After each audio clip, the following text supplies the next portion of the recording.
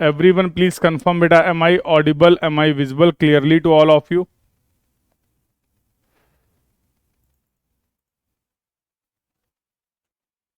Good evening Ehsan, good evening everyone. Audio video भी clear है, very good. How are you all? कैसे हैं आप सभी लोग? How are you all?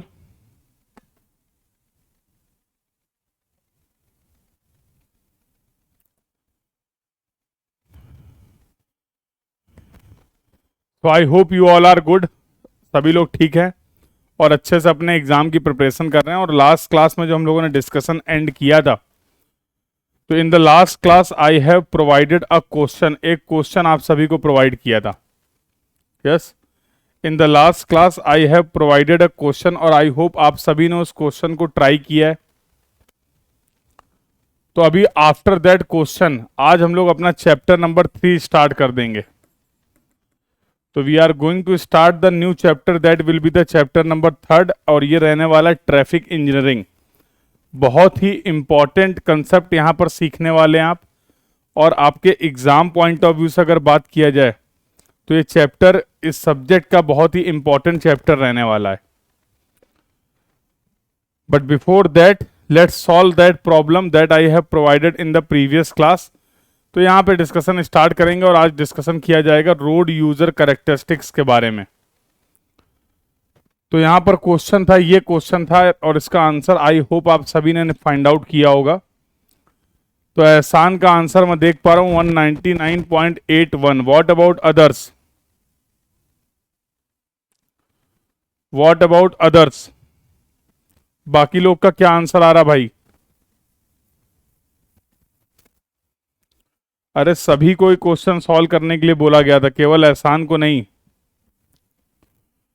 जितने भी लोग क्लास में प्रेजेंट थे सभी को ये क्वेश्चन सॉल्व करना था और इसका आंसर निकालना था।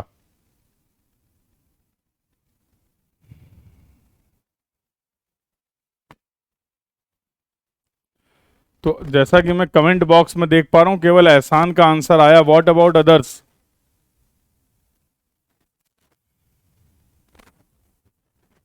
क्या बाकी लोग अभी आए नहीं क्या क्लास में? अरे बाकी स्टूडेंट जो कि प्रीवियस क्लास में थे ज्वाइन कर लिए क्लास, एक बार बता दो।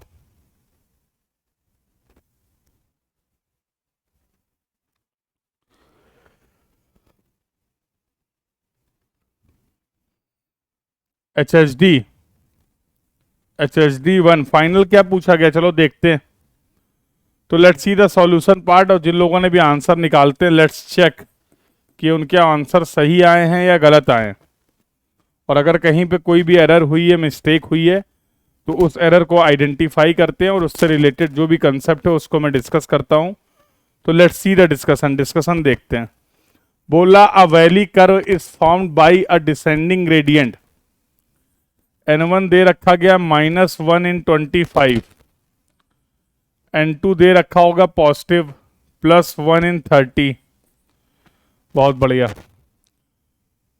डिजाइन करना है from both the criteria. Speed दे रखी गई है 80 kmph। Design speed is given as 80 kmph और f की वैल्यू दे रखी गई है 0.35। इसके बेसिस पे पहले हम लोग निकाल लेते हैं डेविएशन एंगल। तो -N1 माइनस +N2, तो फाइनली ये वैल्यू कितनी आ जा रही है? तो 1/25 plus 1/30 0.07। This is going to be the deviation angle. Check करते रहेंगे कैलकुलेशन को। Length of valley curve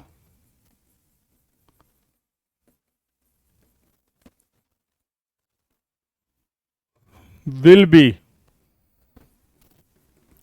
maximum of कौन कौन से क्राइटेरिया हैं? बेस्ड ऑन HSD क्राइटेरिया और दूसरा हो जाएगा बेस्ड ऑन कंफर्ट क्राइटेरिया। चलिए साहब, तो निकालते हैं first based on HHD criteria. Condition दे नहीं रखी, हम एज्यूम कर लेंगे length of valley curve is greater than side distance. So length of valley curve will be equal to ns square upon capital small h की value 0.75 ले लेंगे और अल्फा की वैल्यू 1 डिग्री ही ले लेते हैं, क्योंकि यहां पर कोई और वैल्यू मेंशन नहीं है। तो डायरेक्टली फॉर्मूला क्या था, 1.5 प्लस 0.035 इंटू एस। हम जानते हैं for safe condition HHD should be equal to SHD। तो V into T R plus V square upon 2GF। Reaction time नहीं पता है तो हम एज्यूम कर सकते हैं, और स्पीड दे रखी गई है 80 kmph।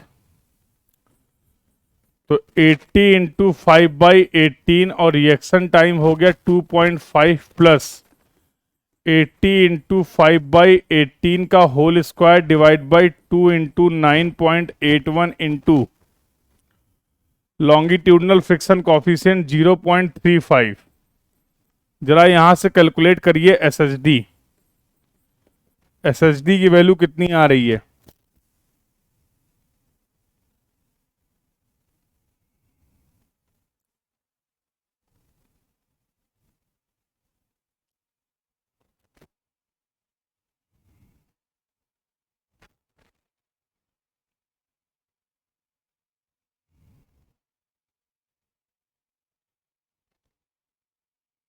One 127। The value of SHD from here we are getting as 127.45 meter. Check the calculation part। तो अब हमने एज्यूम कर रखा है और ये हो जाएगी S की value. So LV will be equal to 0.07 NS square 127.45 का square upon 1.5 plus 0.035 into 127.45। So finally length of valley curve we will get from here।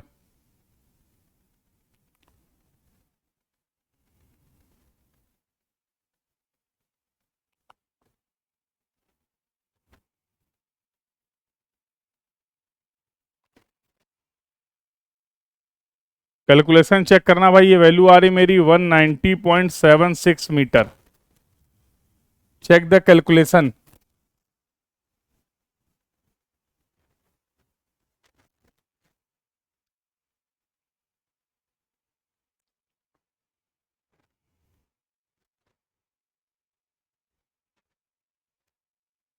कुछ गड़बड़ हो रहा है, ये वैल्यू चेक करके बताओ सही है या गलत है।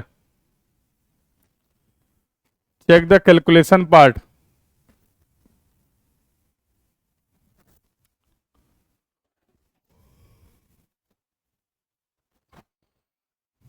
Check the calculation. 199.76 आ रहा, हाँ मुझे लग रहा कुछ गलत है। 199.76 मीटर। बाकी लोग भी कंफर्म कर देंगे। Check the calculation part. 199.8 and 199.76 यही वैल्यू आ रही, ठीक है। तो now we will calculate based on comfort criteria. So LV will be equal to 2 under root NV cube by C। अब C निकाल लेते हैं। तो C will be equal to 80/75 plus capital V। तो 80/75 प्लस 80।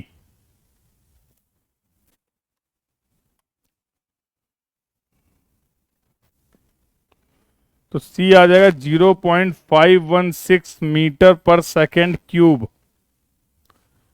तो 2 अंडर रूट 0.07 इंटू 22.22 का whole cube divide by C 0.516।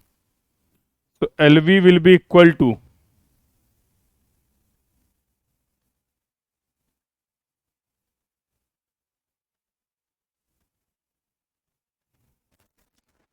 77.15 metre, check करो यही आ रहा है। Length of the valley curve that you are getting from the comfort criteria, comfort criteria से यही लेंथ आ रही है क्या? Length of the valley curve that you are getting from the comfort criteria that will be equal to 77.15. Are you getting the same value? Check the calculation part, और एक बार बेटा chat box में confirm कर दो क्या यही value आ रही है? यही आ रही है। So finally now we can write length of valley curve will be equal to maximum of, एक वैल्यू आ रही है 199.76 और दूसरी वैल्यू अभी आपने निकाली है 77.15। तो LV will be equal to nearly equal to 200 metre. This is going to be the answer. ये आपका आंसर हो जाएगा। कोई समस्या किसी को इस क्वेश्चन? और आई थिंक आप लोगों ने भी यही आंसर निकाला था, आप लोगों ने भी यही आंसर निकाला था, यस और no? Any problem to anyone to solve this question?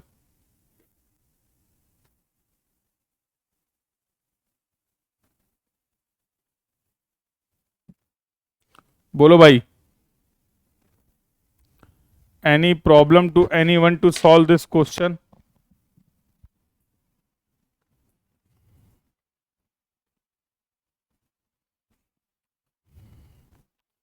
एक बार सभी लोग कंफर्म कर देंगे the discussion about this question is clear to everyone.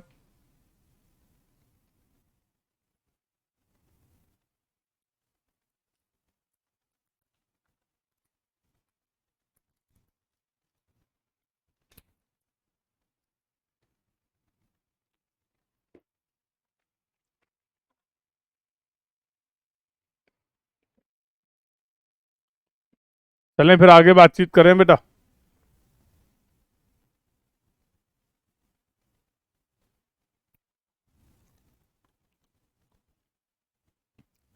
तो इन दिस वे अब तक इस कोर्स में हम लोग चैप्टर नंबर 1 कंप्लीट कर चुके हैं,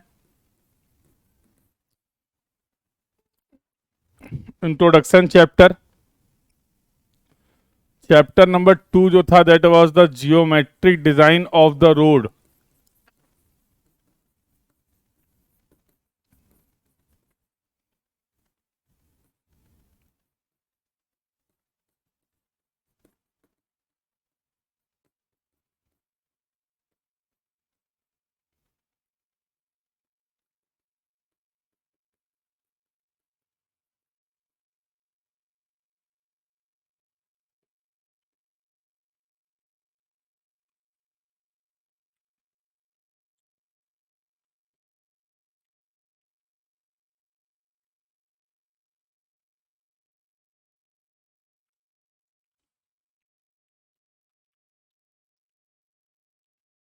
These are the topic that we have completed.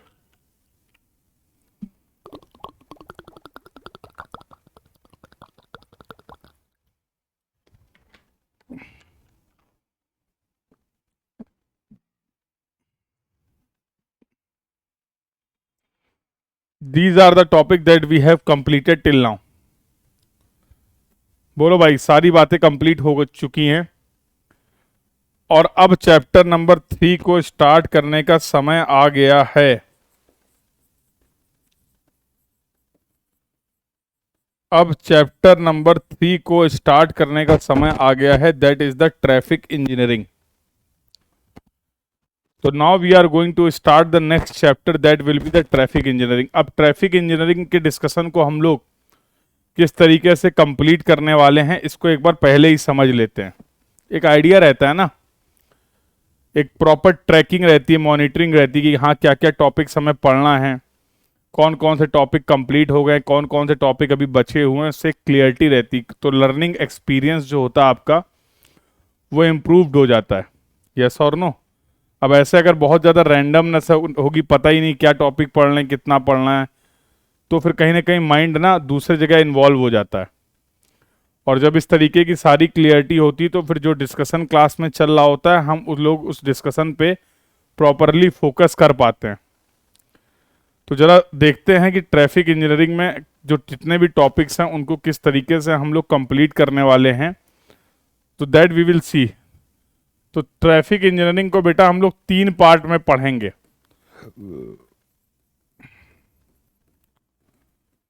Traffic engineering के डिस्कशन को हम लोग 3 पार्ट में ब्रॉडली डिवाइड कर देते हैं। जितना भी आपका सिलेबस है from all the exam point of view, सभी एग्जाम पॉइंट ऑफ व्यू से अगर बात किया जाए, तो we can divide the entire syllabus into the 3 parts of the traffic engineering. पहला पार्ट जो होने वाला है that will be the traffic characteristics. First part will be traffic characteristics, और इसमें भी हम लोग 2 तरीके की कैरेक्टरिस्टिक्स की बात करेंगे। एक होगा हमारे यूजर की कैरेक्टरिस्टिक्स क्या है, दूसरा होगा हमारे व्हीकल की कैरेक्टरिस्टिक्स क्या है। अब यूजर की किन किन कैरेक्टरिस्टिक्स के बारे में यहां पर बातचीत करने वाले हैं, तो फिजिकल कंडीशन, मेंटल कंडीशन और psychological condition. Physical, mental and psychological condition. और अगर व्हीकल की बात करें तो static characteristics of the vehicle and dynamic characteristics. Static characteristics of the vehicle and dynamic characteristics of the vehicle. दूसरा जो part होने वाला ट्रैफिक इंजीनियरिंग का, यहां पर बेटा हम लोग बात करेंगे ट्रैफिक स्टडीज की। Here we will talk about the traffic studies. तो कुछ ट्रैफिक स्टडीज की बात करेंगे, like traffic volume study, traffic speed study,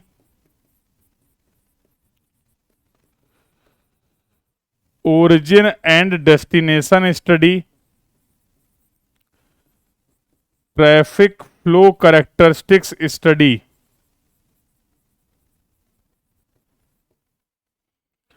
traffic capacity study, और भी स्टडीज की बात करेंगे तो उसके लिए लिख देता हूं एक्सेट्रा। तो we will talk about the various traffic studies in the second part of the traffic engineering.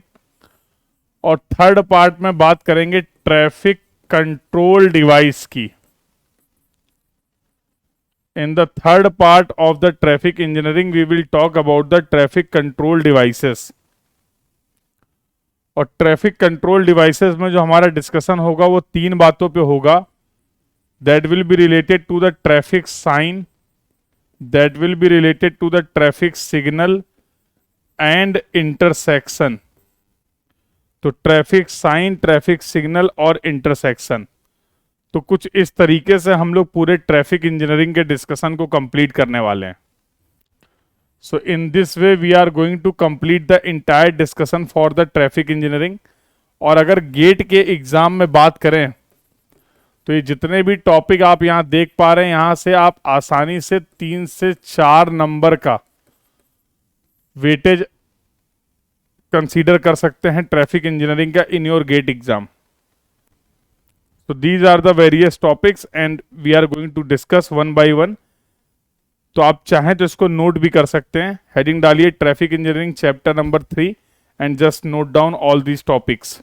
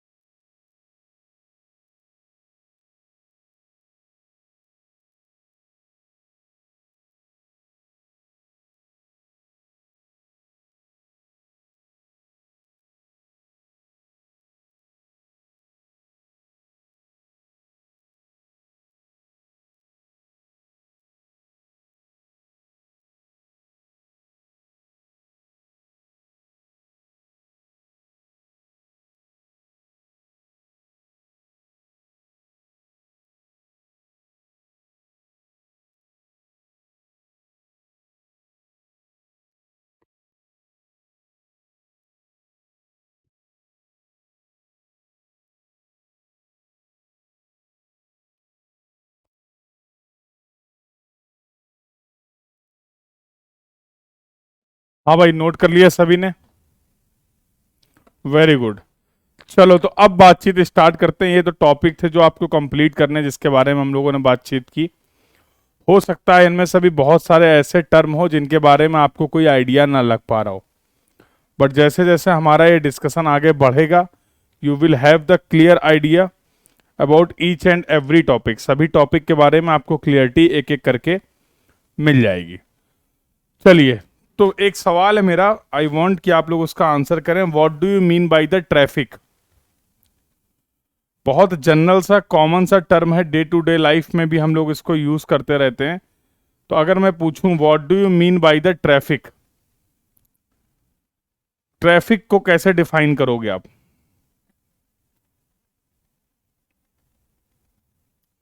What do you mean by the traffic?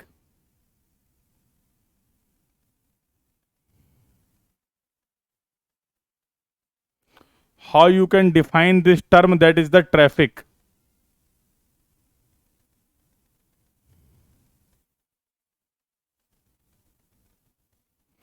सभी ने ये वर्ड यूज कर रखा है डेली लाइफ में, कोई नया वर्ड तो नहीं है, बट अगर इसको टेक्निकली या कैसे भी डिफाइन करना हो, हम लोग डे टू डे लाइफ में बोलते रहते ना, आज ट्रैफिक बहुत ज्यादा था, आज ट्रैफिक बहुत कम था। हम्म तो ये है क्या ट्रैफिक?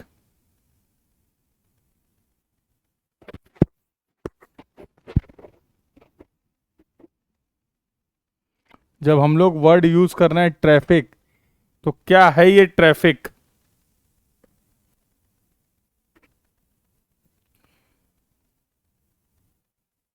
बताइए बेटा, what do you mean by the traffic?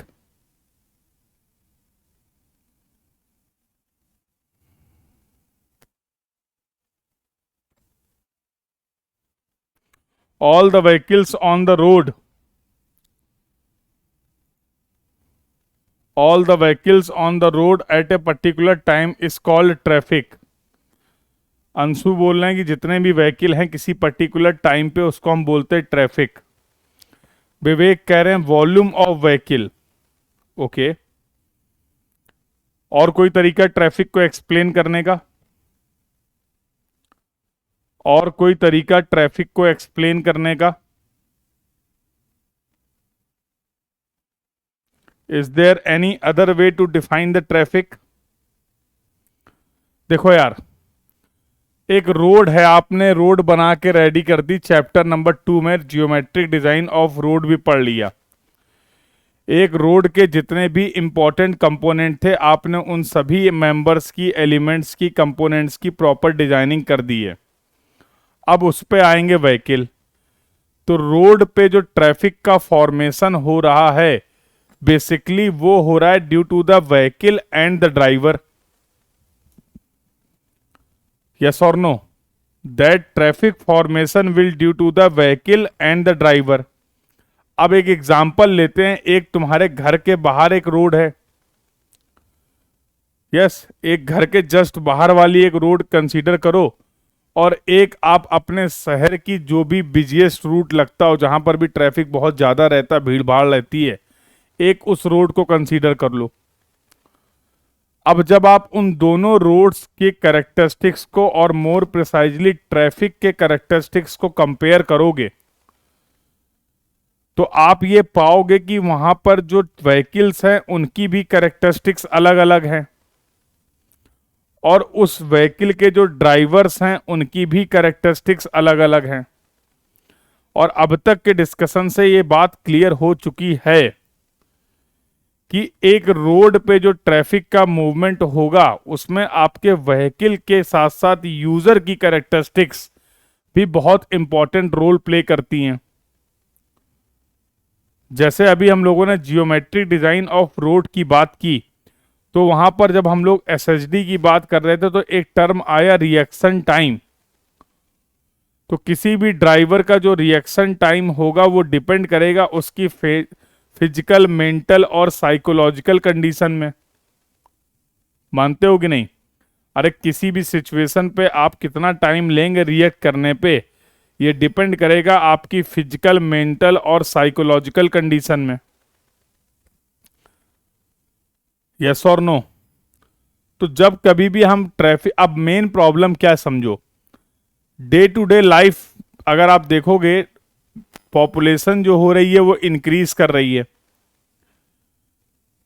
लोगों का जो लाइफ स्टाइल है, जीने का तरीका है, वो भी इंक्रीज कर रहा है। अब आज से 50 साल पहले पूरे देश में जितने व्हीकल थे, जितनी कार्स थीं, आज पर डे उससे ज्यादा कार सेल हो रही हैं। समझ रहे हो? आज से 50 साल पहले पूरे देश में जितनी कार्स थीं, उससे ज्यादा नंबर्स यहां डेली आज लोग खरीद रहे हैं। यस और नो? ऐसा क्यों हो रहा है? क्योंकि over the period of time लोगों की लाइफ स्टाइल क्या हो गई है, चेंज हो गई है। रोड का जो स्पेस है वो लिमिटेड। अब ऐसा तो है नहीं कि हम रोड रोज ट्रैफिक की रिक्वायरमेंट के हिसाब से, लोगों की जरूरतों के हिसाब से रोज डेली बेसिस पे अपने रोड के पैरामीटर्स को, रोड की डिजाइन को चेंज करते रहेंगे। ये प्रैक्टिकली फीजिबल नहीं है कि चलो आज एक सिंगल लेन की रोड है, बहुत ज्यादा तुम्हें जरूरत लग रही है, ट्रैफिक इंक्रीज कर गया है, नंबर ऑफ व्हीकल्स इंक्रीज कर गए हैं, तो एक महीने बाद उसको 2 लेन की रोड कर देंगे। फिर एक महीने बाद अगर ट्रैफिक ग्रो कर रहा है तो उसको 4 लेन रोड कर देंगे। ऐसा तो प्रैक्टिकली पॉसिबल नहीं है। आप जो भी रोड डिजाइन कर रहे हो उसकी एक मिनिमम डिजाइन लाइफ है, फॉर एग्जांपल 10 इयर्स। तो जो आप आज एक रोड का कंस्ट्रक्शन कर रहे हैं, वो आप ये मानकर चल रहे हैं कि आने वाले 10 साल तक ये रोड उस ट्रैफिक की रिक्वायरमेंट को फुलफिल करेगा। लेकिन जैसा मैंने अभी मेंशन किया कि पॉपुलेशन की ग्रोथ और लाइफ स्टाइल चेंज की वजह से ट्रैफिक बहुत तेजी से ग्रो कर रहा है। अगर हम बात करते हैं in the terms of number of vehicles present on the road, तो यार देखो एक चीज हमेशा ध्यान रखना, जब कभी भी चीजें लिमिटेड होंगी, इस सोर्सेस जो होंगे, रिसोर्स जो हैं, अगर वो आपके पास लिमिटेड हैं, उसकी डिमांड ज्यादा है, तो वहां पर होता है कंपटीशन। इस बात को आप ऐसे भी समझ सकते हैं कि मान लीजिए आईआईटी में एमटेक के लिए 1000 सीट हैं, सारी आईआईटीज में, और सिविल इंजीनियरिंग में गेट 2024 में केवल 500 बच्चे अपीयर हो रहे हैं। एक एग्जांपल ले लेते हैं हाइपोथेटिकल। आईआईटीज में एमटेक के लिए 1000 सीट्स अवेलेबल हैं और गेट 2024 में सिविल इंजीनियरिंग में केवल 500 बच्चे पेपर दे रहे हैं। तुम्हें लगता है कोई कंपटीशन है? तुम्हें लगता है क्या कि एमटेक करने के लिए, एमटेक की सीट्स के लिए कोई बहुत हैवी कंपटीशन आपको फेस करना पड़ेगा? भैया टोटल 1000 वैकेंसीज हैं, अप्लाई करने वाले लोग ही 500 हैं, तो काहे का कंपटीशन? तो किस बात का कंपटीशन मेरे लाल, बोलो? तो काहे का कंपटीशन होगा? कोई कंपटीशन नहीं, सबको एमटेक करने का मौका मिलेगा। क्यों? क्योंकि जो रिसोर्सेस थे वो ज्यादा थे as compare to the demand. Resources जो थे वो ज्यादा थे as compare to the demand, तो इस वजह से यहां पर कोई भी कंपटीशन देखने को नहीं मिला। समस्या कब होती है? जब 1000 सीटें हैं एमटेक के लिए आईआईटीज में और सिविल इंजीनियरिंग में अप्लाई कर रहे हैं 1,25,000 लोग, तब वहां पर आप बोलते हो कि सर कंपटीशन बहुत टफ है, क्योंकि रिसोर्सेस लिमिटेड है, रिसोर्सेस कम है और उसकी डिमांड ज्यादा है। हर कोई एमटेक करना चाह रहा है, तो फिर क्या होगा? वहां पर कंपटीशन होगा, जो उस कंपटीशन को बीट करेगा उसके बेसिस पे फिर उसको सीट्स मिलेंगी। तो ऐसा ही तो ट्रैफिक के लिए भी है। अब रोड पर जो स्पेस है वो लिमिटेड है, traffic day by day increase कर रहा है, तो तुम्हें नहीं लगता है अब वो समय आ गया है कि हमें ट्रैफिक के मैनेजमेंट के बारे में भी बातचीत करनी चाहिए? हमें ट्रैफिक के मूवमेंट को कंट्रोल करना पड़ेगा। अदरवाइज अगर अनकंट्रोल्ड ट्रैफिक होगा और रिसोर्सेज लिमिटेड है, हर कोई उस रोड को यूज करना चाह रहा है, तो क्या होगा भाई? वहां पर चांसेस ऑफ कोलिजन है, चांसेस ऑफ एक्सीडेंट है, मारामारी हो जाएगी। और जैसे ही ये बात आई तो आपको क्लियर हो गया कि ये तो हमारे सिद्धांतों के खिलाफ है। जब से सब्जेक्ट स्टार्ट किया सिर्फ एक ही बात की बात कर रहे हैं कि हम लोग अपने यूजर को मैक्सिमम से मैक्सिमम सेफ्टी और कंफर्ट प्रोवाइड करना चाह रहे हैं। तो अब हमें क्या करना है, ट्रैफिक के मूवमेंट को मैनेज करना है ताकि ज्यादा से ज्यादा लोग इफेक्टिवली उन रिसोर्सेस को यूटिलाइज कर पाएं, सेफ्टी को मेंटेन करते हुए। यार किसी भी चीज का जब तुम्हें मैनेजमेंट करना होता है तो पहले उस चीज को समझना भी तो जरूरी है।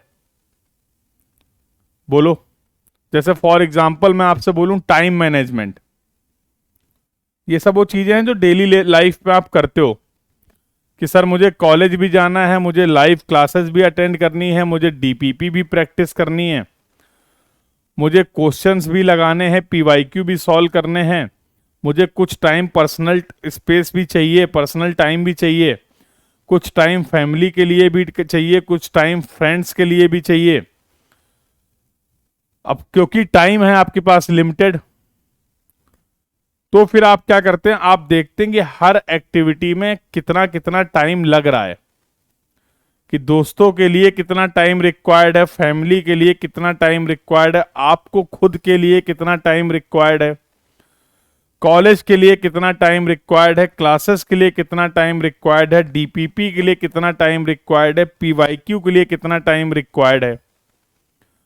और जब जब आपके पास ये प्रॉपर डेटा होता है, जब आपके पास ये प्रॉपर इंफॉर्मेशन होती है सभी एक्टिविटी के की रिक्वायर्ड टाइम से रिलेटेड, तभी तो आप अपने टाइम को मैनेज कर सकते हैं। अब आपको पता ही नहीं है कि डीपीपी करने में कितना टाइम लगेगा, आपको पता ही नहीं है कि पीवाईक्यू करने के लिए कितना टाइम रिक्वायर्ड है, आपको पता ही नहीं है कितनी देर की क्लास होगी, आपको पता ही नहीं कॉलेज में कितना टाइम लगेगा, तो काहे का टाइम मैनेजमेंट, क्या ही मैनेज करोगे?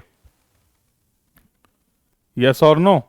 तो आप प्रॉपर टाइम मैनेजमेंट कर पाएं, इफेक्टिव टाइम मैनेजमेंट कर पाएं, उसके लिए जरूरी है कि हर एक्टिविटी के लिए कितना टाइम रिक्वायर्ड है वो आपको पता हो। मानते हो कि नहीं मानते हो? तो बेटा उसी तरीके से अगर आप ट्रैफिक को मैनेज करना चाह रहे हो तो ट्रैफिक के बारे में कुछ पता भी तो होना चाहिए। कुछ ऐसे पैरामीटर्स, कुछ ऐसी टर्म हमें ट्रैफिक के बारे में पता होने चाहिए, ट्रैफिक की कैरेक्टरिस्टिक्स पता होनी चाहिए। और जब आपको ट्रैफिक की कैरेक्टरिस्टिक्स पता होंगी तभी तो आप उस ट्रैफिक का मैनेजमेंट कर सकते हैं। यस और no? Without knowing the traffic characteristics you can not manage the traffic.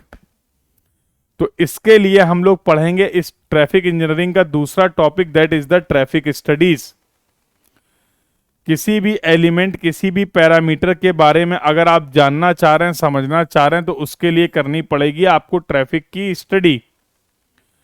तो ट्रैफिक के बहुत सारे ऐसे अलग अलग कैरेक्टरिस्टिक्स हैं, पैरामीटर हैं, जिनके लिए हम लोग एक एक करके ट्रैफिक स्टडीज कंडक्ट करने वाले हैं। जैसे ट्रैफिक वॉल्यूम स्टडी में मेन कंसर्न क्या होगा, हम डिटेल में बातचीत करेंगे कि ये ट्रैफिक वॉल्यूम होता क्या है। Traffic volume is the parameter related to the traffic, and to understand this parameter हम लोग डिटेल में बात करेंगे ट्रैफिक वॉल्यूम स्टडी की। सिमिलरली ट्रैफिक स्पीड स्टडी की, origin and destination study, traffic के फ्लो की कैरेक्टरिस्टिक्स को समझने की कोशिश करेंगे, ट्रैफिक की कैपेसिटी स्टडी के बारे में बातचीत करेंगे, एक्सीडेंटल स्टडी के बारे में बातचीत करेंगे। तो these are the various studies we are going to perform to understand about the different traffic characteristics. और जब एक बार हम ट्रैफिक को समझ गए, उसकी ट्रैफिक की कैरेक्टरिस्टिक्स को समझ गए, स्पेसिफिकेशन को समझ गए, तो फिर हमारा अगला डिस्कशन होगा, अब हम इस ट्रैफिक को कंट्रोल करने के लिए यूज करेंगे ट्रैफिक साइन, ताकि हमारे सभी ट्रैफिक का स्मूथ मूवमेंट हो जाए। We will talk about the traffic signal and we will talk about the intersection. तो ये पूरी कहानी है तुम्हारे ट्रैफिक इंजीनियरिंग की। तो अभी मैंने ब्रीफ में हर एक टॉपिक के बारे में आपको बता दिया है, थोड़ा थोड़ा आइडिया लग गया होगा, और डिटेल में एक एक करके डिस्कशन करेंगे। तो ये जो कहानी अभी मैंने आपको सुनाई है, ये कहानी सभी को क्लियर है, यस और नो?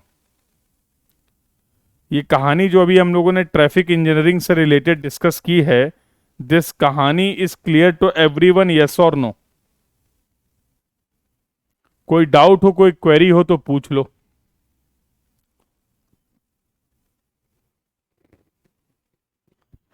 यहां तक के डिस्कशन में अगर किसी को कोई डाउट हो, कोई भी क्वेरी हो, कोई भी कंसर्न हो तो पूछ सकते हो।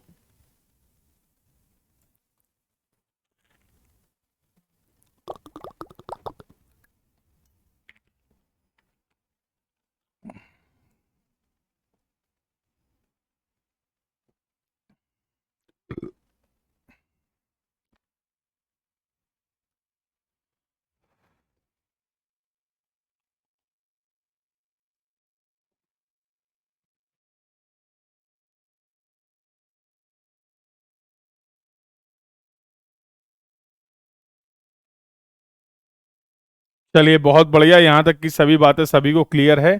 तो अब हम लोग स्टार्ट करते हैं पहला टॉपिक ट्रैफिक इंजीनियरिंग का, that is the traffic characteristics.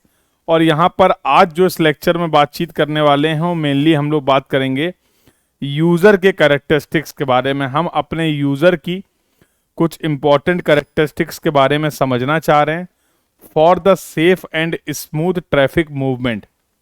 आइए let's start the discussion now. तो जैसा मैंने आपको बताया, ट्रैफिक के यूजर में तीन तरीके की कैरेक्टरिस्टिक्स हैं जिनको आप जानना चाह रहे हैं। पहला है तुम्हारा फिजिकल कंडीशन। फिजिकल कंडीशन में जो मेन कंसर्न है, हम अपने यूजर के विजन कैरेक्टरिस्टिक्स के बारे में समझना चाह रहे हैं। डू यू थिंक कि vision characteristics is the very important characteristics? हमारे यूजर की देखने की क्या क्षमताएं हैं, वो एक ट्रैफिक की अंडरस्टैंडिंग के लिए हमें अपने यूजर की विजन कैरेक्टरिस्टिक्स को समझना बहुत जरूरी है, यस और नो? फिजिकल और साइकोलॉजिकल और मेंटल स्टडी की बात करें तो इसके लिए एक एग्जांपल के तौर पे आपने देखी थी PIEV थ्योरी। भाई हमारे ड्राइवर का साइकोलॉजिकल कंडीशन क्या है, मेंटल माइंडसेट क्या है, ये सब भी बहुत इंपॉर्टेंट है। जिस समय वो यूजर रोड पे मूव कर रहा है तो उसकी ड्राइविंग स्किल्स जो होंगी वो इन बातों पे भी डिपेंड करेंगी। मानते हो कि नहीं? अब तुम्हारे दिमाग में कोई टेंशन चल रही है, तुम सोच रहे हो और साथ साथ ड्राइव भी कर रहे हो, समझ रहे हो? दिमाग एकदम रिलैक्स है, कूल है, और फिर तुम ड्राइव कर रहे हो। दोनों कंडीशन में ड्राइविंग कैरेक्टरिस्टिक्स अलग अलग होंगी या नहीं होंगी, यस और नो?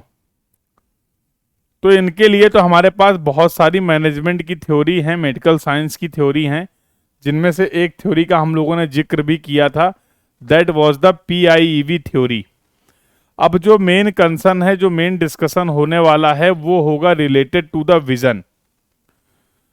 अब हम अपने यूजर की देखो, अगर प्रॉपर आपके पास विजन नहीं है तो you are not allowed for the traffic, for the driving. अगर आपके प्रॉपरली विजन नहीं है तो फिर आप प्रॉपर विजन के बिना रोड पे मूव ना करिए, ऐसी सलाह दी जाती है। क्यों? क्योंकि जिस समय आपके पास प्रॉपर विजन कैरेक्टरिस्टिक्स नहीं है, जो रिक्वायर्ड विजन कैरेक्टरिस्टिक्स हैं, अगर वो नहीं है, उनकी रिक्वायरमेंट को आप फुलफिल नहीं कर पा रहे हैं, तो उससे आप अपनी सेफ्टी को भी कॉम्प्रोमाइज कर रहे हैं और साथ साथ बाकी जो रोड के यूजर्स हैं उनकी सेफ्टी को भी कॉम्प्रोमाइज कर रहे हैं, यस और नो? तो हमारे ड्राइवर में प्रॉपर विजन कैरेक्टरिस्टिक्स होनी चाहिए। आइए उसी विजन कैरेक्टरिस्टिक्स को हम समझते हैं। चलिए भाई, तो पहला जो विजन कैरेक्टरिस्टिक्स में टर्म हम लोग पढ़ने जा रहे हैं, इसको हम लोग बोलते हैं एक्यूट एंगल ऑफ विजन। समझना जरा ध्यान से एक एक टर्म। जैसे अगर मैं आपकी एक आंख की बात करूं तो फॉर एग्जांपल ये आई है, सिंगल आई की बात कर रहा हूं मैं, ठीक है?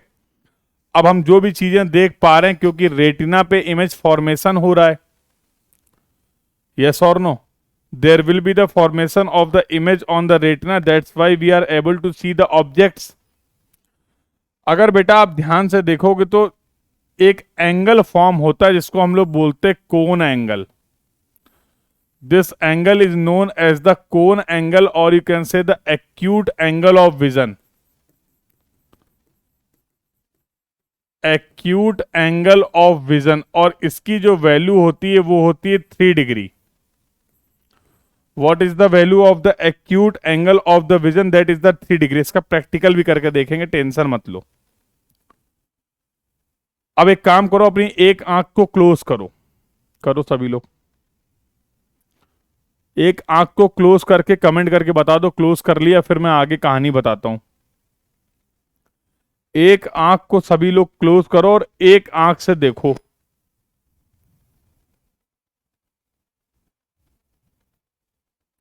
कर लिया? अरे बोलो हाँ या ना. और ऐसे सामने देखिए एकदम. बेटा जब आप सामने देखोगे तो आप पाओगे कि कुछ ऐसा रीजन दिख रहा है कि जिसमें जितने भी ऑब्जेक्ट हैं वो सभी ऑब्जेक्ट जो हैं वो प्रॉपर क्लियरिटी और प्रॉपर डिटेल के साथ दिख रहे हैं. जैसे अभी मैं खड़ा हूं तो मेरे सामने, जस्ट सामने कैमरा है, मेरे सामने एक टीवी लगी हुई है जिसमें आपके कमेंट्स आ रहे हैं, मेरे सामने सिस्टम लगा हुआ पूरा कंप्यूटर का, और इस रूम पे इस चीजों के अलावा भी अगल बगल भी बहुत सारी चीजें हैं. लेकिन जब मैंने अपनी इस आंख को क्लोज किया तो एक पर्टिकुलर रेंज मुझे ऐसी दिख रही है जहां पर जितने भी ऑब्जेक्ट अवेलेबल हैं वो मुझे फुल डिटेल के साथ और फुल क्लियरिटी के साथ दिख रहे हैं. जिस समय मैं इन ऑब्जेक्ट्स को फोकस कर रहा हूं तो ये बगल में जो कैलेंडर लगा हुआ है वो भी मुझे दिख रहा है, बट वो कैलेंडर उतनी क्लियरिटी के साथ नहीं दिख रहा है. देखो, तो एक पर्टिकुलर रेंज के बाहर भी ऑब्जेक्ट हैं बट वो ऑब्जेक्ट आपको प्रॉपर क्लियरिटी के साथ नहीं दिख रहे हैं. ऑब्जेक्ट दिख रहे हैं बट प्रॉपर डिटेलिंग के साथ नहीं दिख पा रहे हैं. ऐसा हो रहा है कि नहीं, ये कंफर्म करो. तो जिस रेंज में आपको ऑब्जेक्ट प्रॉपर डिटेलिंग के साथ दिखते हैं वो कोन एंगल होता है 3 डिग्री का. वो कोन एंगल होता है 3 डिग्री का. इस स्पेस में, इस रेंज में जितने भी ऑब्जेक्ट आएंगे वो आपको प्रॉपर क्लियरिटी के साथ दिखने वाले हैं. बट अगर मैं सेटिस्फैक्ट्री विजन की बात करूं तो सेटिस्फैक्ट्री जो विजन होता है वो होता है हमारा लगभग 10 से 11 degree. This is the satisfactory vision.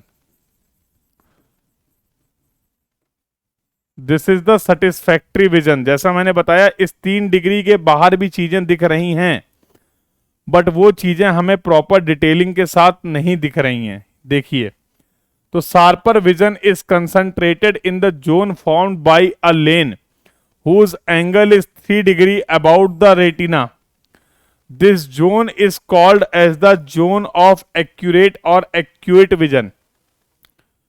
However, vision is still satisfactory for an angle of 10 to 12 degree about the center of the retina. ध्यान देने वाली बात यह कि अभी मैंने एक आंख से जो चीजें दिख रही हैं उसकी बात की है, और हमारे पास कितनी आंखें हैं? 2. ये तो एक आंख की क्षमताओं की बात की आपने. हमारे पास तो देखने के लिए दोनों आंखें अवेलेबल हैं. चलो, तो उससे रिलेटेड भी बात करेंगे, बट पहले मुझे ये बताओ ये एक्यूट एंगल ऑफ विजन क्या है और ये सेटिस्फैक्ट्री एंगल ऑफ विजन क्या है. ये पॉइंट सभी को क्लियर है, यस और नो? देखो, विजन के बारे में जानना क्यों जरूरी, क्योंकि बहुत सारी ऐसी इंफॉर्मेशन है ट्रैफिक को कंट्रोल करने के लिए जो हम अपने यूजर को प्रोवाइड करते हैं with the help of the traffic sign. अब रोड में जियोमेट्री में कोई चेंज आ रहा है, रोड में जो ट्रैफिक के रूल्स एंड रेगुलेशंस हैं उनके बारे में आपको बताना है. रोड के आसपास जो आपने सर्विसेज प्रोवाइड की, भाई पेट्रोल पंप है, वॉशरूम्स हैं, रेस्ट रूम्स हैं, तो ये सब चीजें कैसे बताओगे? एक एक इंडिविजुअल व्हीकल को तो बताएंगे नहीं। तो आपने देखा होगा कि रोड पे हम लोग बहुत सारे ट्रैफिक के साइन यूज करते हैं, जिनकी हेल्प से हम अपने रोड के यूजर को कुछ इंफॉर्मेशन प्रोवाइड कर पाए। यस और नो? अब वो जो ट्रैफिक साइन आप यूज कर रहे हैं, वो ट्रैफिक साइन का प्लेसमेंट जो है वो भी एक बहुत इंपॉर्टेंट कंसर्न है। मान लीजिए आपने वो ट्रैफिक साइन ऐसी जगह प्लेस कर दिया, मान लीजिए आपने वो ट्रैफिक साइन ऐसी जगह प्लेस कर दिया जो आपके यूजर के विजन फील्ड के बाहर है। जब आपका यूजर ड्राइव कर रहा है उसके विजन फील्ड में वो साइन आ ही नहीं रहा है। तो जब वो यूजर के विजन फील्ड में साइन नहीं आएगा तो क्या वो इंफॉर्मेशन आपके यूजर को मिल पाएगी? जो भी इंफॉर्मेशन आप अपने यूजर तक कम्युनिकेट करने चाह रहे थे, केवल गलत प्लेसमेंट ऑफ साइन की वजह से वो इंफॉर्मेशन मिस हो जाएगी, वो इंफॉर्मेशन आपके यूजर को नहीं मिल पाएगी। इसलिए बहुत जरूरी है कि जो हम ट्रैफिक के मूवमेंट को कंट्रोल करना चाह रहे हैं, उसके लिए हमें अपने यूजर की विजन कैरेक्टरिस्टिक्स के बारे में आइडिया होना चाहिए। जिस वजह से ये टॉपिक हम लोग पढ़ रहे हैं, कहानी क्लियर हुई कि नहीं?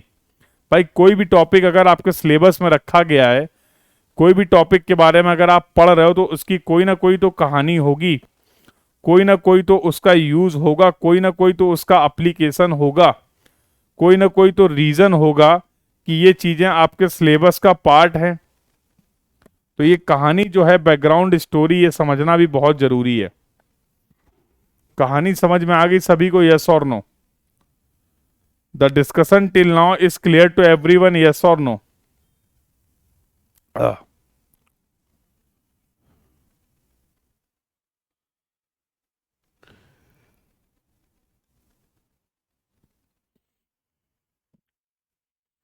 तो ये दोनों पॉइंट थे रिलेटेड टू द विजन।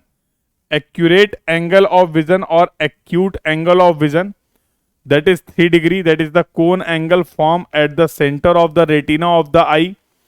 और अगर satisfactory एंगल की बात करें, satisfactory विजन की बात करें, तो that will be in the range of 10 to 12 degree, that will be in the range of 10 to 12 degree.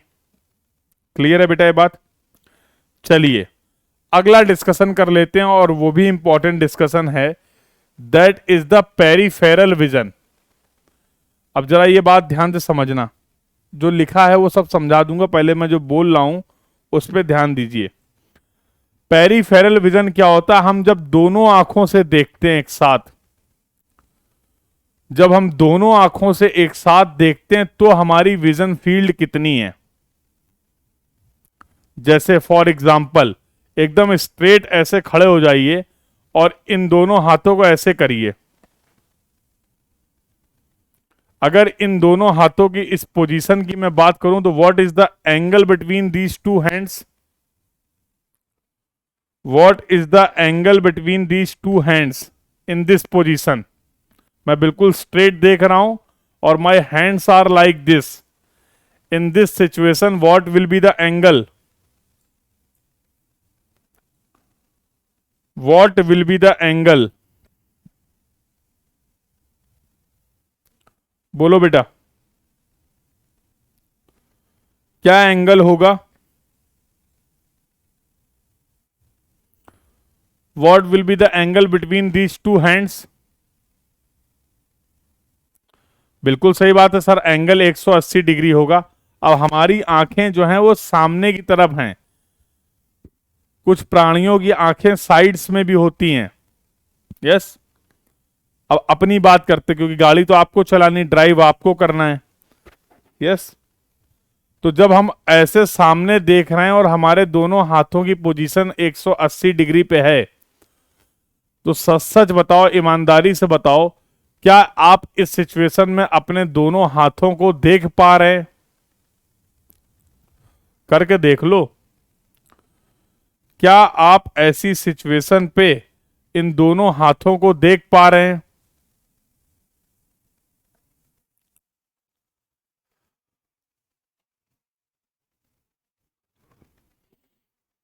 Try करके देख लो, ट्राई करके देख लो।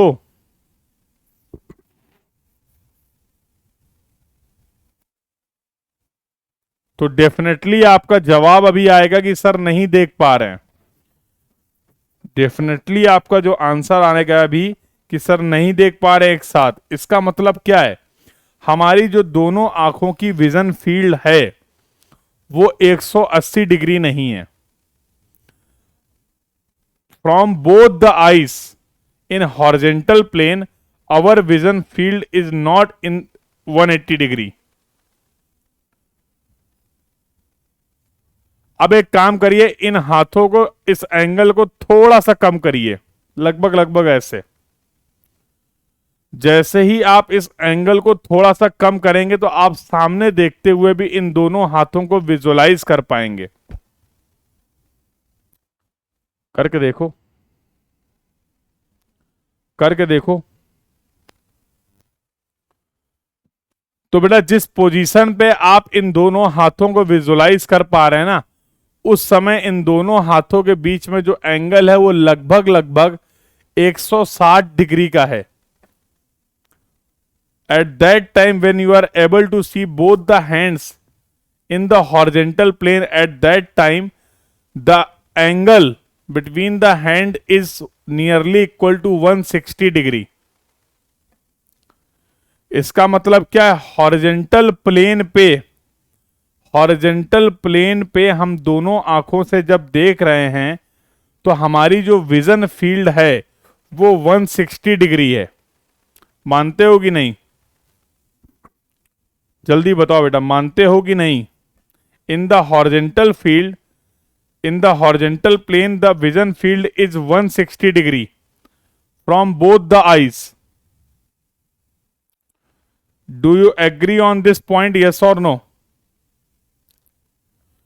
Do you agree on this point, yes और नो? बताओ बेटा।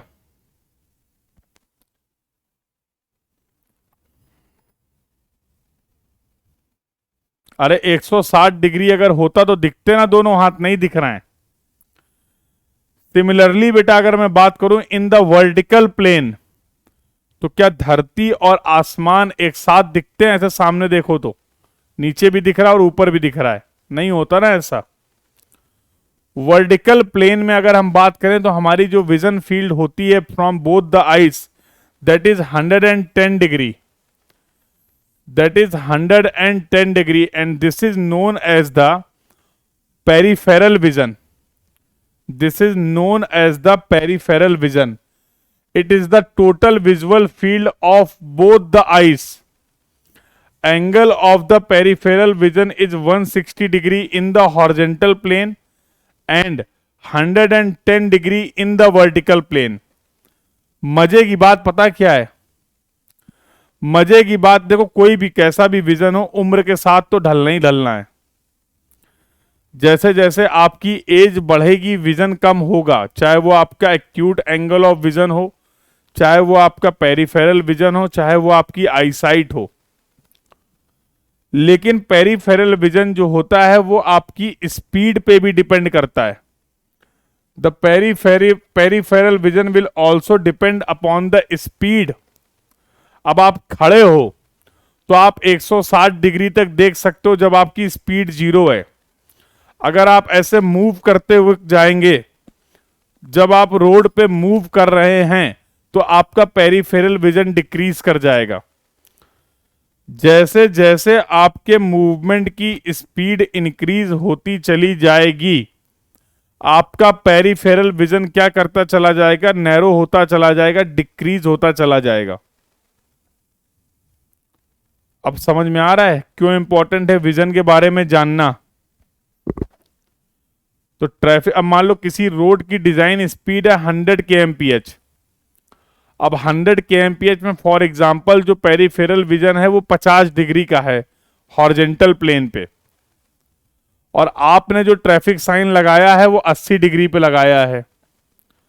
तो क्या हमारा यूजर उस ट्रैफिक साइन को देख पाएगा? उस केस में क्या हमारा यूजर उस ट्रैफिक साइन में जो भी इंफॉर्मेशन आप प्रोवाइड कर रहे थे, क्या वो उस इंफॉर्मेशन को एक्सेप्ट कर पाएगा? Answer is no. इसलिए एज द हाईवे इंजीनियर और एज द हाईवे डिजाइनर हमारे लिए इंपॉर्टेंट है इन सभी बातों को समझना। तो peripheral vision will be inversely proportional to the speed.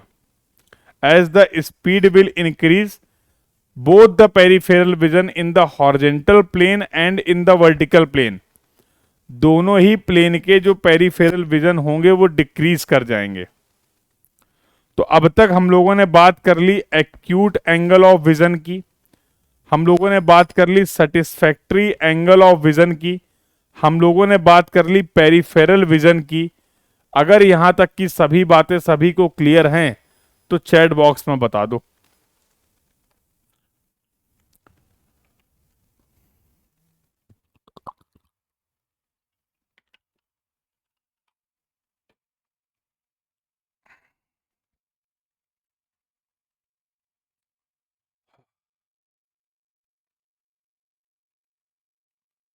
और यहां तक के डिस्कशन में अगर किसी को कोई डाउट है, कोई भी क्वेरी है, तो you can ask your doubt, you can ask your query.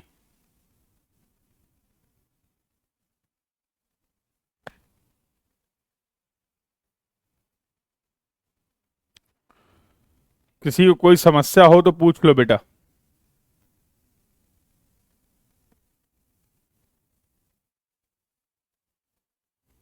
किसी को भी कोई भी प्रॉब्लम हो तो पूछ लो। If anyone having any doubt, any query, you can ask your doubt, you can ask your query.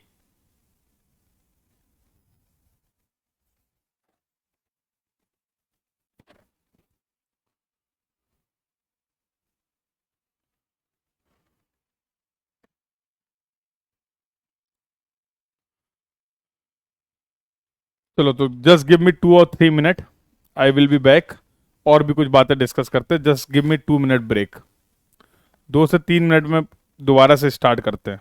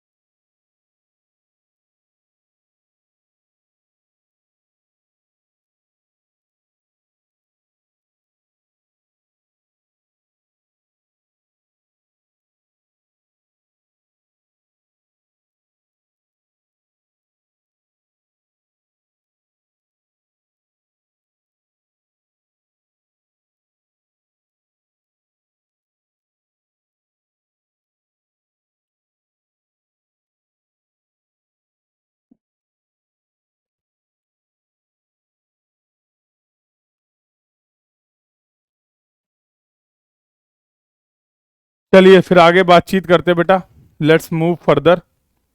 और एक और इम्पॉर्टेंट टर्म है विजन से रिलेटेड, उसके बारे में भी बातचीत कंप्लीट कर लेते हैं, ठीक है। तो let's discuss about one more important term related to the vision. तो अभी तक हम लोगों ने एक्यूट एंगल ऑफ विजन की बात कर ली, अभी हम लोगों ने बात कर ली पेरिफेरल विजन की। Now we are going to discuss a very important topic that is known as the eyesight. अब जरा इसके बारे में बातचीत कर लेते हैं कि आई साइट का कंसेप्ट क्या होता है। आई होप सभी ने टर्म सुना होगा आई साइट, यस और नो? सभी ने ये टर्म सुना होगा आई साइट। अब देखो, हमारी जो आंखों की क्षमता है देखने की, उसके लिए हम लोग टर्म डिफाइन कर रहे हैं आई साइट। अब देखो, किसी भी जो आई साइट को डिफाइन कर सकते हैं उसके लिए एक नॉर्मल स्टैंडर्ड लिया गया। कैसे डिफाइन करें, आई साइट को रिप्रेजेंट करने का क्या तरीका है, इसके लिए क्या बोला गया कि भैया जो नॉर्मल आई साइट है, किसी भी आई साइट को हम लोग नॉर्मल आई साइट कंसीडर कर सकते हैं अगर वो 6/6 आई साइट है। 6/6 eye sight we can consider as the normal I sight. मतलब अगर आपकी आंखों की आई साइट 6/6 है तो आप बोल सकते हो आपकी विजन जो है वो नॉर्मल विजन है। अब सर यहां पर ये 6/6 का मतलब क्या, ये समझ में नहीं आया। तो अभी मैं आपको वो तरीका बता रहा हूं जिसकी हेल्प से आई साइट को डिफाइन किया गया है। तो क्या रखी गई है 6/6 की डेफिनेशन, कि अगर 8.5 mm का ऑब्जेक्ट अल्फाबेट लेटर कितनी डिस्टेंस से, 6 मीटर की डिस्टेंस से आपको विजिबल है, तो आपकी जो आई साइट है उसको आप कंसीडर कर सकते हैं 6/6 आई साइट, और यू कैन से your I site is the normal I site. फिर से मैं रिपीट कर देता हूं, क्या मैंने बोला, अगर आप किसी 8.5 mm के लेटर अल्फाबेट ऑब्जेक्ट को 6 मीटर की डिस्टेंस से क्लियरली देख पा रहे हैं तो जो आपकी आई साइट है वो 6/6 आई साइट है। In that case your I site is 6/6 eye site. और 6/6 आई साइट को ही आपने क्या बोला कि this is the normal I site. ये एक हम लोगों ने रेफरेंस डिफाइन कर दिया, ये हम लोगों ने एक बेंचमार्क डिफाइन कर दिया कि ऐसा कोई भी प्राणी जो कि 8.5 mm के लेटर को ऑब्जेक्ट को 6 मीटर की डिस्टेंस से क्लियरली देख पा रहा है, 6 मीटर की डिस्टेंस से क्लियरली देख पा रहा है, तो वो आई साइट जो है वो उस पर्सन की आई साइट नॉर्मल आई साइट है। अब सबकी आई साइट तो एक है नहीं, एक जैसी है नहीं, ये आपको ही पता है।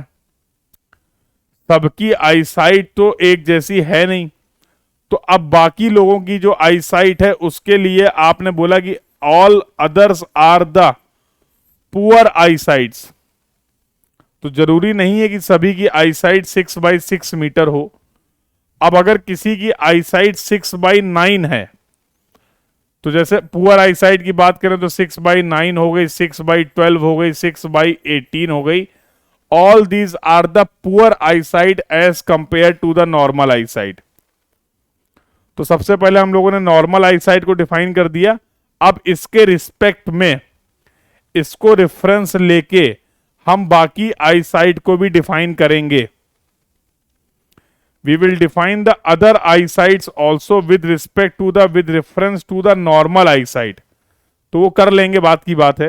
बट पहले मुझे ये बताओ नॉर्मल आईसाइट को आपने कैसे डिफाइन किया है, ये क्लियर हो गया है। How we have defined the normal eyesight, if the object letter alphabet font of 8.5 mm size is clearly visible from a distance of 6 meter, that means a person is having the normal eyesight, and that we are representing with the help of the 6/6 eyesight,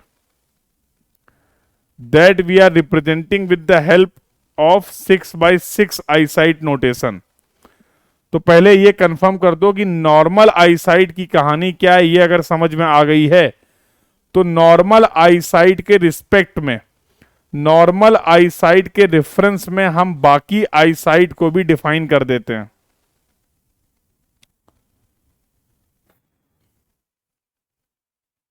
बोलो,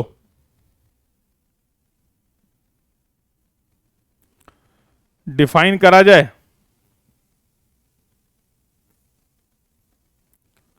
If the discussion about the normal eyesight is clear to everyone, then we can explain other type of the eyesight also. बाकी eyesights के बारे में भी बातचीत कर लेते हैं। तो I hope the discussion till now is clear to everyone. चलिए आइए कैसे डिफाइन करते हैं 6/9 आईसाइट को जरा ध्यान से समझना। एक नॉर्मल आईसाइट पर्सन जिसकी आईसाइट 6/6 है, एक नॉर्मल आईसाइट पर्सन जिसकी आईसाइट 6/6 है, वो जिस ऑब्जेक्ट को 9 मीटर की डिस्टेंस पे देख लेगा, लोकेट कर लेगा, same object will be visible from the distance of 6 meter for the person which is having the 6/9 eyesight. ये एक नॉर्मल आईसाइट वाला पर्सन है। अगर वो किसी ऑब्जेक्ट को 9 मीटर से देख पा रहा है, उसी सेम ऑब्जेक्ट को ये पर्सन 6 मीटर की डिस्टेंस से देख पाएगा, तो इसकी जो आईसाइट होगी वो होगी 6/9 आईसाइट। भाई जाहिर सी बात है, अगर मेरी आईसाइट नॉर्मल आईसाइट से कमजोर है, अगर मेरी आईसाइट नॉर्मल आईसाइट से वीक है, तो जब मैं ऑब्जेक्ट के पास में होऊंगा तभी तो ऑब्जेक्ट को देख पाऊंगा।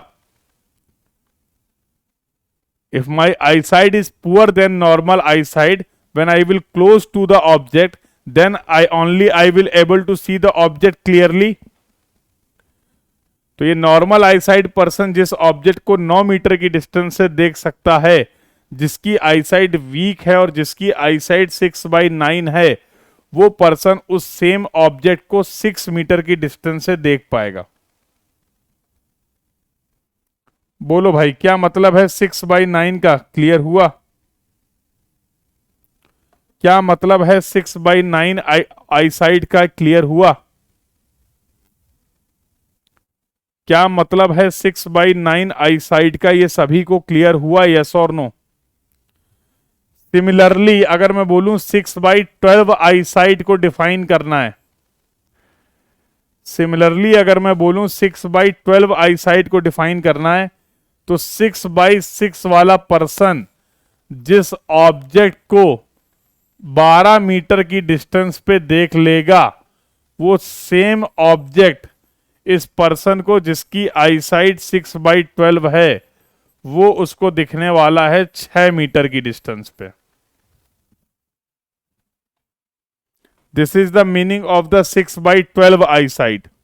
So this person will have the 6/12 eyesight. This person will able to see the object from a distance of 6 meter.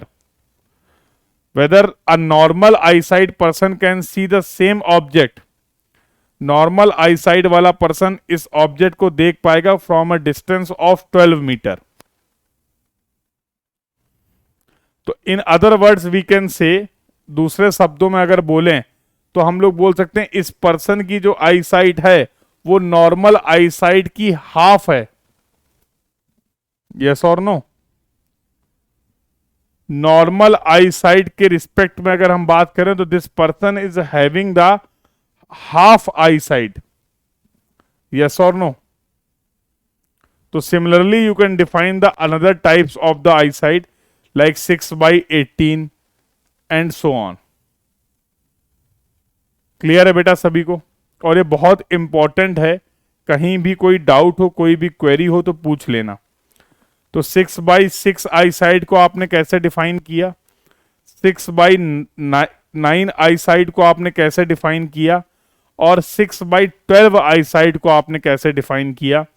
I hope the entire discussion till now is clear to everyone.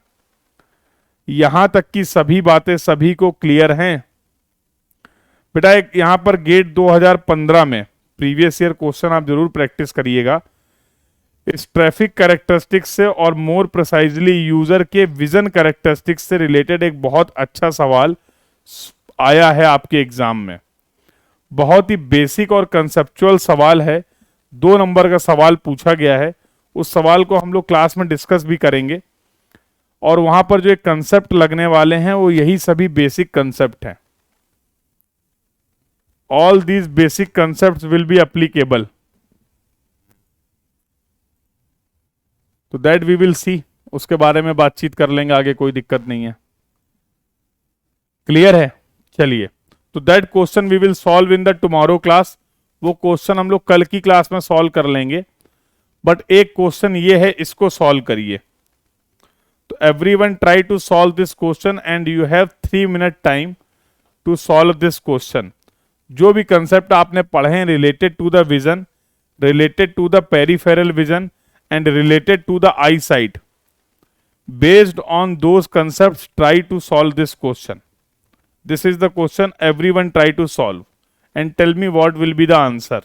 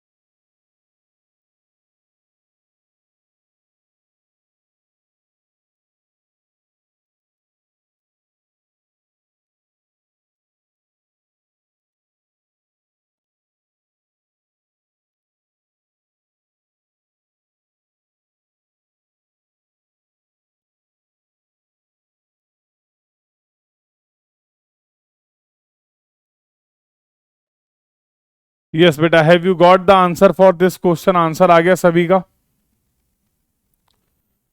Have you got the answer for this question? Very good. तो विवेक का answer आ गया है, पृथ्वीराज का भी answer आ गया और एहसान का भी आंसर आ गया है।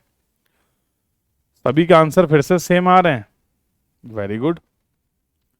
तो सभी लोग चीजों को अच्छे से समझ पा रहे हैं। वेरी गुड, बहुत अच्छा साइन है ये। सभी कंसेप्ट्स को अगर आप अच्छे से समझ पा रहे हैं, अप्लाई कर पा रहे हैं, तो बहुत अच्छी बात है ये। चलिए देख लेते हैं, let's see the solution part. और बिल्कुल जहां तक मुझे याद आ रहा है, जहां तक मुझे समझ आ रहा है कि आपने ये जो आंसर निकाला है ये बिल्कुल सही है। Both the answers, part A और पार्ट बी दोनों के लिए जो आपने आंसर दिए हैं वो आंसर सही है। चलिए फिर भी देखते, लेट्स सी द डिस्कशन। बोला गया if a 6x6 eyesight driver recognise a speed limit sign having the alphabet size 25 mm। तो स्पीड लिमिट का एक साइन है जिसको एक 6x6 विजन का ड्राइवर जो है, यूजर जो है, इसका साइज जो है वो 25 mm है और ये देख पा रहा है 100 मीटर की डिस्टेंस से। ये डेटा दे रखा गया है। 6x6 vision driver are able to see the sign of having the alphabet size of 25 mm from a distance of 100 metre, ऐसा बोला गया है। चलिए, तो बोला at what distance the same sign will be visible by the 6x9 vision driver. तो जाहिर सी बात है, जब ये 6x9 विजन का ड्राइवर इस साइन के और करीब होगा तब वो देख पाएगा। तो 100 into 6/9 will be equal to 66.66 metre. तो जब ये डिस्टेंस 66.66 मीटर होगी तब ये सेम साइन विजिबल हो जाएगा आपके 6x9 विजन ड्राइवर को। यस और नो? बिल्कुल सही बात है, बिल्कुल ही सही बात है। और दूसरा पार्ट बोला गया है, अगर हम चाहते हैं कि ये डिस्टेंस सेम रहे, अगर हम चाहते हैं कि ये डिस्टेंस सेम रहे और 6/12 विजन का ड्राइवर इस साइन को सेम डिस्टेंस से देख पाए, तो जाहिर सी बात है अगर आप डिस्टेंस को सेम रख रहे हैं और आईसाइट वीक है, तो अब अगर आप चाहते हैं कि ये साइन विजिबल हो तो इसका साइज आपको क्या करना पड़ेगा? इंक्रीज करना पड़ेगा। जब आईसाइट हमारे नॉर्मल आईसाइट से हाफ है, when the eyesight of this person is half of the normal eyesight, 6/12 है, तो फॉन्ट का साइज क्या हो जाएगा? Font size should be for the same distance 25 divide by 6/12, तो it should be double from the previous one. अगर eyesight half है और आप डिस्टेंस को सेम रखना चाह रहे हैं, अगर आप सेम डिस्टेंस से उस सेम साइन को देखना, सॉरी, सेम डिस्टेंस से पुअर हाफ आई साइट के साथ उस साइन को देखना चाह रहे हैं, तो उस केस में आपको अपने ट्रैफिक साइन का फॉन्ट साइज क्या करना पड़ेगा? इंक्रीज करना पड़ेगा। तो बहुत ही बेहतरीन बात है कि आप सभी लोगों के दोनों ही आंसर जो हैं वो करेक्ट हैं।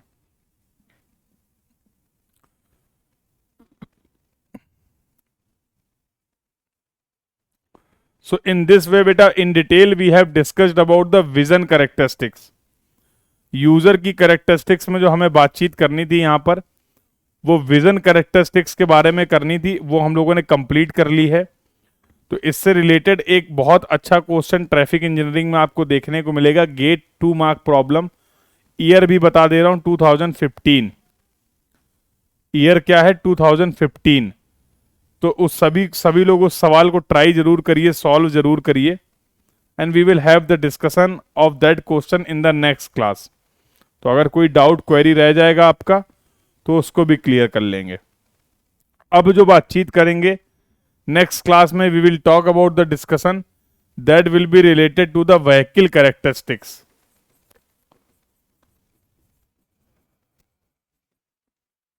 तो अगला जो डिस्कशन होगा that will be related to the vehicle characteristics.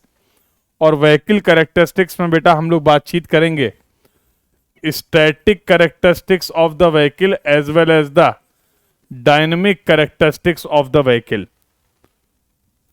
तो that we will discuss in the tomorrow's class. ये बातचीत जो हम लोग करेंगे वो कल की क्लास में करेंगे। So I hope the entire discussion from the today's class is clear to everyone. मजा आया भाई विजन कैरेक्टरिस्टिक्स पढ़ने में? यूजर की विजन कैरेक्टरिस्टिक्स क्या हैं और क्यों इंपॉर्टेंट हैं, क्यों आपको ये कैरेक्टरिस्टिक्स पता होनी चाहिए एज ए हाईवे डिजाइनर, ये सारी बातों को आप अच्छे से रिलेट कर पाए, यस और नो? बोलो भाई, बता दो, बोल दो।